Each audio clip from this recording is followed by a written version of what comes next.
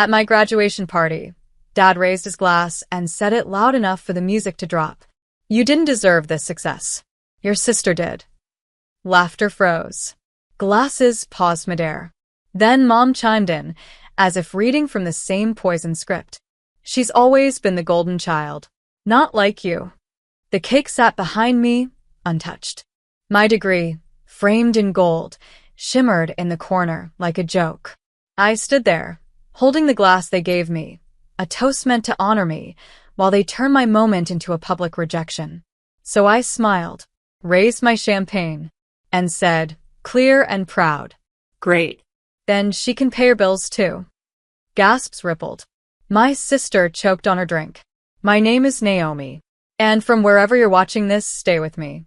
Because have you ever realized, in the middle of a celebration, that your entire life was built on proving yourself to people who never planned to love you right? They didn't clap for my acceptance letter. They didn't show up at my thesis defense. But they came to the party. For the photos. For the credit. I watched my mom's expression shift, from smug to stunned. Dad opened his mouth, probably to bark something cruel, but I was already walking away. Out the door. Off the porch. Into the night air that felt more like family than they ever did. Aaron was waiting by the car. You okay? He asked, stepping forward. No, I said. But I will be. Because in that moment, something in me shattered, not out of pain but release. I was done trying to earn love. Done writing checks, literal and emotional, to parents who only saw me as a utility. They wanted golden child worship? Then they could live without my gold. The next day, I cut them off. Every automatic payment. Every card with their name. Every account that bore the weight of my loyalty. Gone. That was the beginning. But what came next made them regret ever opening their mouths. I thought the silence would feel like guilt. Instead, it felt like freedom. No more daily transfers to cover their mortgage. No more emergency payments for my mom's cosmetic procedures. No more, it's just until your sister gets on her feet, lies. They didn't know I'd been holding up the scaffolding of their lives for years. And now I'd let it fall. 3 days later, my sister texted. Mom's card isn't working. Did something happen? I stared at the message like it was a joke. Something happened? Yeah. Truth happened. I didn't reply. Aaron and I were already on the road, a long overdue weekend trip. As the engine hummed and the sun dipped behind the hills, he reached over and held my hand. You finally did it, he said. I don't think they even know how much I gave, I whispered. He looked at me. They don't. And they never will. That's why you had to stop. Because here's the part no one claps for. While my sister was out finding herself, I was working 2 jobs and paying off their second mortgage. While they praised her Instagram milestones, I was the one wiring money to fix their plumbing and clear their credit card debt. They worshipped her glow, but it was lit by my fire. Until I blew it out. That night, Mom called 12 times. Dad texted, grow up. This is petty. My sister left a voicemail crying, they're not eating, Naomi. You're being cruel. Full? You mean like calling your daughter an embarrassment on her graduation day? Like years of emotional exile unless I was needed for a bill? Cruel was expecting love without giving any. Still, part of me ached. So, I did something I never thought I would. I opened the folder. The one with all the receipts, literal and emotional. Bank statements. Wire transfers. Grocery bills. Rent deposits. All tied to my account. I printed them. Packaged them. Wrote one note on top. Here's what your golden child never gave you. Then I mailed it. No return address. Just a silence louder than my years of begging to be seen. Let them feel what I felt all this time. Unseen. Used. And finally, done. 3 days later, they showed up at my doorstep. No warning. No shame. Just rage behind fake concern. I opened the door slowly, one hand on the frame. There stood my mother in pearls she couldn't afford anymore, and my father gripping the railing like he wanted to tear it off. Can we come in? She asked, eyes glossy. We just want to talk. I didn't move. Talk. Or corner me again, like you did at my graduation? Dad scoffed. You really think punishing us makes you the hero? No, I said, steady. It makes me free. Aaron stood behind me, silent, present. My unspoken strength. You're blowing everything out of proportion, my mother said. We were trying to push you, to motivate you. I laughed. Cold. Calling me undeserving in front of strangers was your idea of motivation? We didn't mean it like that, she snapped. You always twist everything. There it was. The gaslight flicker I knew too well. I folded my arms. So, the groceries I paid for? The mortgage I covered? That was also me twisting things. They stayed silent. I stepped out, closing the door gently behind me. Here's the truth, I said. You didn't come to love me. You came because you lost your safety net. Dad opened his mouth, but I cut him off. For years, you gave her the praise and me the responsibility. She got the spotlight. I got the bills. She's your sister, Mom said weakly. She needed help. And I needed parents, I snapped. But instead, I got used. Her eyes finally welled up, not with understanding, but panic. Because for the first time, their meal ticket had teeth. Then Dad stepped closer. What do you want, Naomi? Money? An apology? To be the favorite. I looked at him like he was the stranger he always acted like. I want you to live without me, I said. His face fell. And then, I handed them something. A folder. The same one I mailed. This is everything I ever gave you. Every dollar. Every sacrifice. Every time I paid your rent while you called me a disappointment. I walked back inside, leaving them standing in the quiet. I didn't slam the door. I closed it like a chapter. They didn't call again. But someone else did. My sister. And what she said turned everything I thought I knew upside down. Her name flashed on my screen at 2:14 a.m. Maya, sister. I stared at it, thumb hovering, heart thudding in my throat. Then I answered. Naomi. Her voice was wrecked, like she'd been crying for hours. I didn't know. I swear to God, I didn't know it was all you. I didn't respond. I just listened. I thought Dad was helping you, she said. He told me you were doing fine. That you married rich. That he was carrying you. I let out a breath that sounded almost like a laugh. Is that what he said? I didn't know they were living off you. That you were paying for everything while I was... God, I was shopping like an idiot. Maya, I said, my voice sharp but calm. You didn't ask. You didn't care. Silence. Then, you're right. The words cracked something in me, because I'd never heard them before. Not from her. I was jealous of you, she whispered. All those degrees, the house, the husband who actually shows up. I wanted to believe you were privileged, that you had it easier, because admitting you worked harder made me feel like crap. My throat tightened. But Naomi, she continued, you weren't just the strong one. You were the only one. That silence between us wasn't empty. It was full of years. Of comparison. Of buried rage. And for the first time, it broke. She said, they're freaking out. Mom's trying to get loans. Dad's pretending nothing's wrong, but he's calling every day asking what to do. Let them figure it out, I said. I know. I want to tell you something. I sat up straighter. I got the folder, she said. They left it on the kitchen counter. I read every line. Every receipt. Every transaction. Her voice cracked again. And I just want to say, I'm sorry. For being blind. For letting them pit us against each other. For not seeing you. Tears blurred my eyes. Then she added, softer now. I don't want your money. I just want to start over. As sisters. If you'll let me. I sat there in the dark, the ache in my chest shifting. Because I realized this was the apology I'd waited years for. Not from my parents. But from the one person who could actually give it meaning. And maybe, just maybe, I wasn't alone anymore.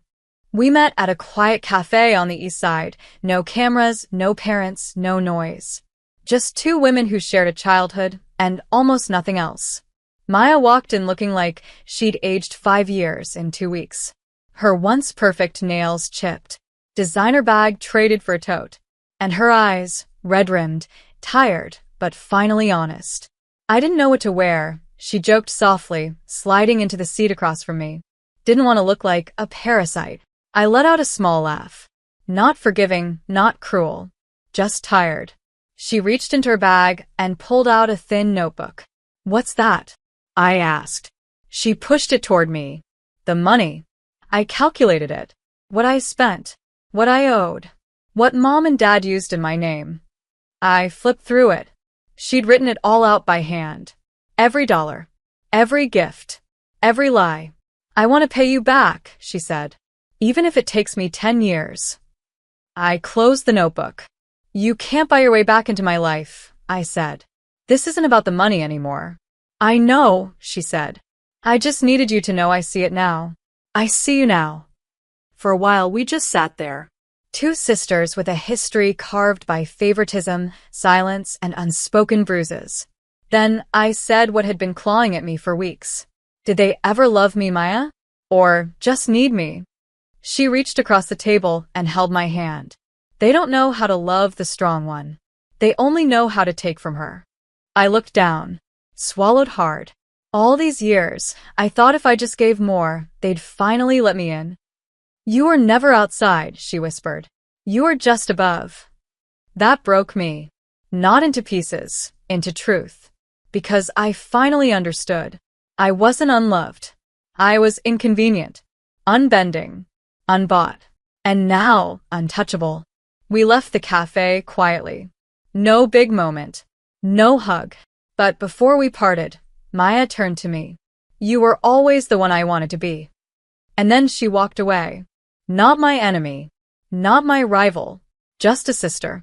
Trying to become someone real. The next call came from a number I didn't recognize. When I answered, the voice was shaky but sharp. Naomi, it's your father. I nearly hung up, but something in me, curiosity, maybe kept me still. I'm not calling to fight, he said quickly. I'm calling because I'm scared. I waited. We're losing the house. The creditors froze the joint accounts. Your mother's having panic attacks. Where? He stopped. Swallowed. We're not okay. I wanted to laugh. Or scream. Or say good. Instead, I said nothing. Then he added the part he'd never said before. And I realized I was wrong. The words hung in the air like smoke. You raised a glass at my graduation, I said, and tore me down in front of everyone. I know, he said. I was angry, jealous even. You didn't follow the path I planned, and still, somehow, you became more than all of us. I closed my eyes. You told me I didn't deserve it, I whispered. That Maya did. He exhaled. I thought favoring her would push you harder. But all it did was make me blind to the one child who never stopped showing up. I waited for it to land. And when it did, I asked, what do you want from me?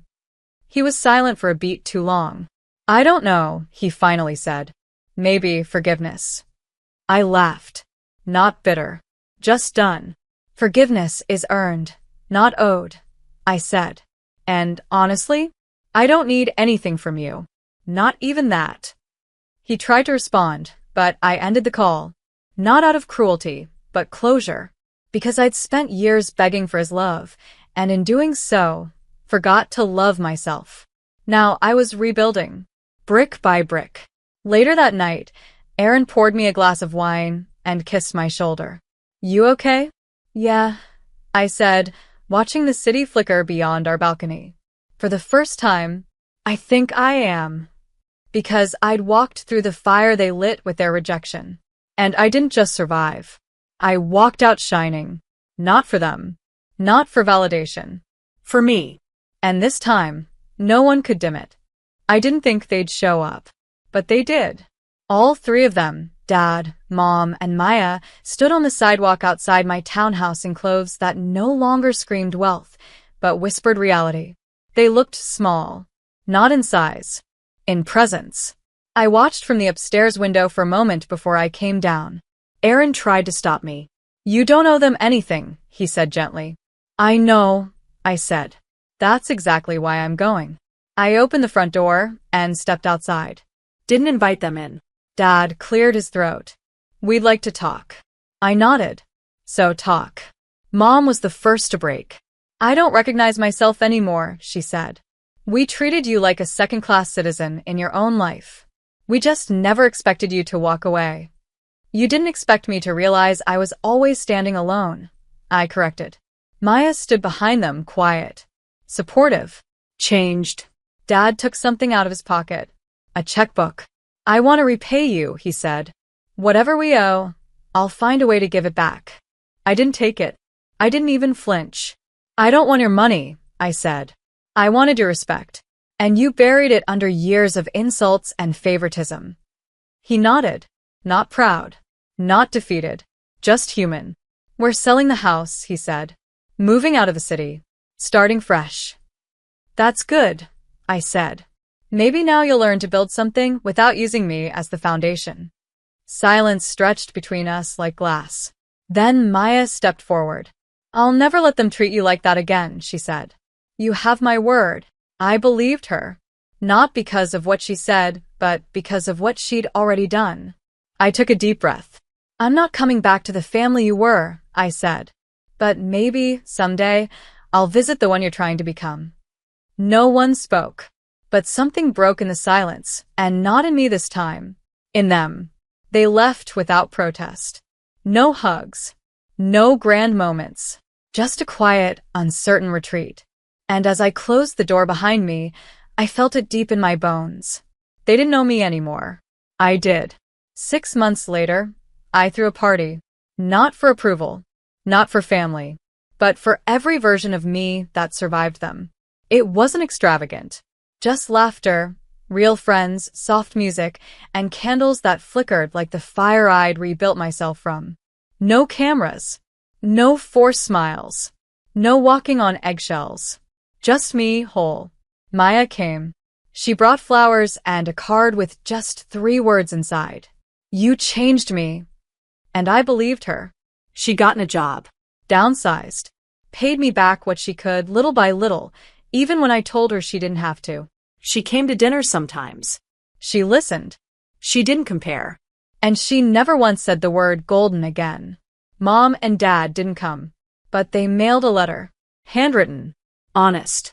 They wrote about therapy. About reflection. About how their silence had a body count. And how I was the first person who ever made them look in the mirror. They didn't beg to come back into my life. They just said thank you for cutting the cord that made them finally grow. I stood on my balcony that night, wine in hand, Aaron's arm around my waist, the city breathing beneath us. You still think about it? He asked. Sometimes, I said, but it doesn't hurt anymore. Because I realized something they never did.